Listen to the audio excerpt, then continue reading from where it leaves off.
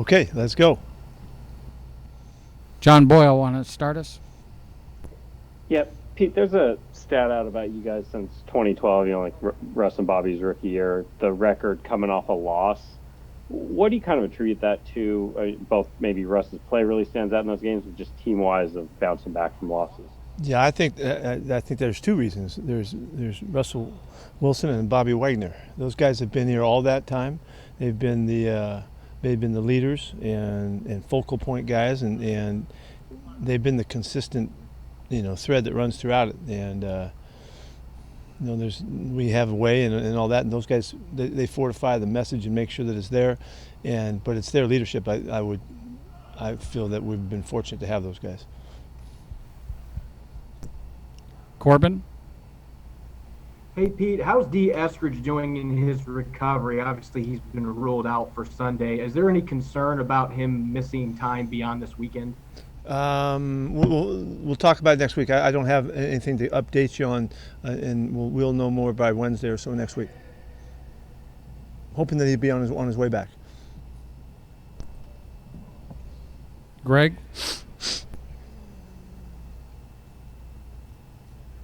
Pete, there's a report today that the NFL is going to reinstate Josh Gordon. Do you have any interest in bringing him back? He really, of course, loved it here, and you guys seem to have a place for him.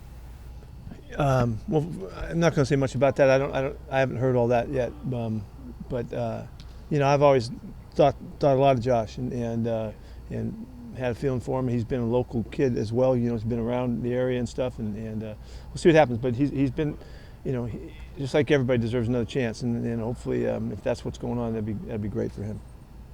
When you released him this spring to go play in that fan-controlled league, did you talk at all about the possibility of coming back, or how much did he mention how much he'd want to play back here? Yeah, Greg, I've never not talked about that with Josh. Right. I've always been on that topic for him, so I'm sorry I don't have enough information to say much of anything at this point, but I've always felt that way, and so we'll see what happens.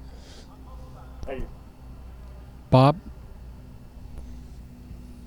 Yeah, Pete, is Brandon Shell's situation just kind of a one-game thing you're hoping, or? Hope so. Yeah, hope it's just it's a 1 week situation with his ankle. We won't know again until late next week. And Jamarco Jones, I guess how have you felt about his play? If he has to step in and do that. Jamarco's always done well when he stepped in and played a number of spots for us. The versatility has really made him valuable to us. He's really smart. He knows the system really well, and he's really accountable. So he'll do a nice job for us. Brady? Yeah, just running down the list. How's Benson doing? I know you haven't listed as questionable. Yeah, that's exactly what I could say. He's questionable. We've got to wait and see. Chris? Yeah. Hey, Coach. Chris Thomas in Pioneer Press. Got a couple questions. Wanted to ask you about your Vikings tenure from 1985 to 1990. How did that kind of shape you as a football coach, those years you spent with Minnesota? Those years were really important because I'd only had 1 year prior to that in the NFL. And so I was so fortunate to wind up with that staff and guys that have been around the league forever. And I was one of the young pups on the staff, and those guys kind of looked after me and really on both sides of the ball. Bernsey and John Michaels, all those guys were so good. Bob Holloway, all those guys were just kind of looked after me, and so it kind of raised me up in the league. And they had such long-standing beliefs and philosophy and approach, in Bud's program, that it was really a great place to start.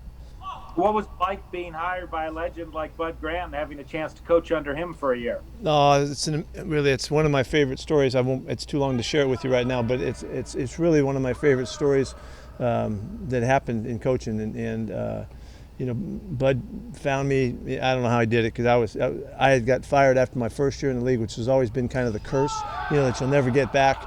Once you're in and bounced out. But I was like the last guy in the league hired, and all of that, late in the spring, and so it meant the world to me, and to really be on his first staff when he came back, and to get things going again was really really something I really cherish. And as a final thing, I know you talked last year about how they almost made your replacement quarterback in 1987. Other than that one, though, you got any good stories or anecdotes you'd like to recount from your Vikings years? I was telling the story the other day about my first year back with Bud. I believe it was the first game back, and we were playing the Niners at our place. I think it was opening game of the year. And the night before the game, Bud said, these guys they were world champs, and they had a lot of games that were really easy, and they won by 2 touchdowns a bunch of times. They have not been in a lot of tight games. He said, coming back, if we can keep this game close, getting into the fourth quarter, it could be tough on them. They might pressure them up. And so, sure enough, we're in the game. They're putting up yards like crazy, but we're in the game. And we scored, I think, to put us close enough to have a chance. I can't remember the score altogether, but Bud stepped in the huddle for the kickoff team after we scored. And he told the kickoff team, kick it to number 26. And kick it to number 26, he's going to fumble.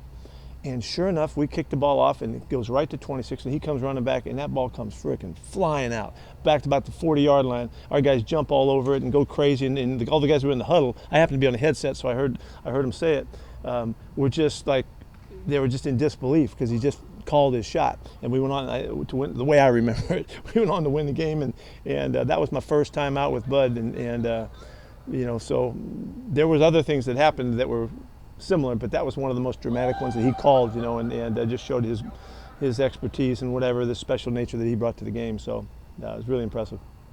Thanks. Okay. Bob Condotta, Seattle Times. Yeah, sorry, one more injury thing. But with Rashad Penny, I mean, you're hoping he'll be back next week, or is he making progress? Or? Yes, we're hoping next week. Curtis.